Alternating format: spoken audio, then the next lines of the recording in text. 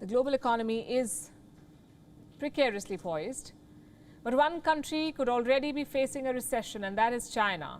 GDP growth has dropped below 1% there. Bad loans are putting Chinese banks in trouble. Depositors have lost their savings. Thousands of citizens are boycotting their mortgages. They're not paying that money. All this damage is self-inflicted, a result of poor choices and poor policies by the Chinese state and the constant meddling of the Communist Party. It truly knows no bounds. I'll give you the latest example. HSBC is one of the world's biggest banks. You must have heard about it, HSBC. It has set up a Communist Party committee within the organization, a full-fledged Communist Party unit in HSBC, the bank. Now, HSBC is a London-based bank, but it makes most of its revenues in Hong Kong and mainland China. That's where the CCP unit is going to be based. This is according to a recent report, and it's a significant move. HSBC is the first foreign lender to China to install a CCP committee within the company. The bank has issued a statement. It says it played no role in setting this up and that the committee does not influence the business activities. Even then, it's being seen as a big deal, and I'll explain why. Chinese companies law requires businesses to set up party units within their firm. But this rule was never really enforced. It was there on paper always. It seems HSBC, despite being a foreign lender, has decided to comply anyway, or has been asked to comply. And the reason for that is simple. It wants a favorable working environment in China. It wants to remain committed to the Chinese market, which is a big market for it. Now, if you're doing business in China, you need the support of the Communist Party. And that's where the CCP committee comes in. Who are the members of this committee?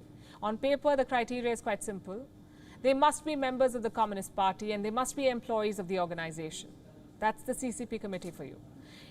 If there are even 3 such candidates in a company, they could join hands and they could form a committee. But sometimes Beijing's invisible hand is at play. More often than not, it is. Allow me to explain with a hypothetical situation. Say you're an important company. So Beijing will take a special interest in you. The Communist Party will nominate a member. And this member will be installed in the top ranks of the company, say as a director or a member of the management. That's how the Communist Party gets into boardrooms. The CCP committees are basically an extension of the Chinese state. And they are the representatives of the Chinese state in the Chinese private sector. That's how they control businesses. The benefits of that are obvious. It ensures diktats from Beijing are followed to the T. It helps Beijing influence business decisions, even in the private sector. It ensures Chinese interests are protected at all times. And this is not a new idea. It has been around for years. Chinese companies already have CCP committees. I have some numbers. These are from 2017. Close to 1.9 million private companies in China were studied, 1.9 million. Out of these, 70% had a Communist Party unit. What about foreign companies? In 2016, 75,000 foreign companies had party cells. That was 71% of all foreign enterprises in China. They had representatives of the Communist Party. But there was an unease over having a Communist Party member in the boardroom. HSBC's move could change that sentiment. Experts believe foreign banks will be under pressure now. They could be forced to follow suit. Having a Communist Party cell could now become compulsory to do business in China. British lawmakers are criticizing this move by HSBC. Remember, the company is headquartered in London. So HSBC is facing heat back home.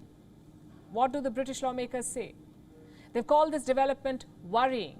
They've criticized HSBC's what they call lack of judgment. Can they force the bank to shut down the CCP committee? There's no word on that. If this happened in the developing world, the West would have lectured the government in question.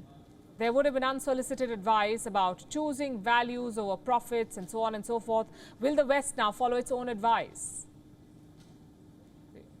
We'll have to wait and see how this goes. WION is now available in your country. Download the app now and get all the news on the move.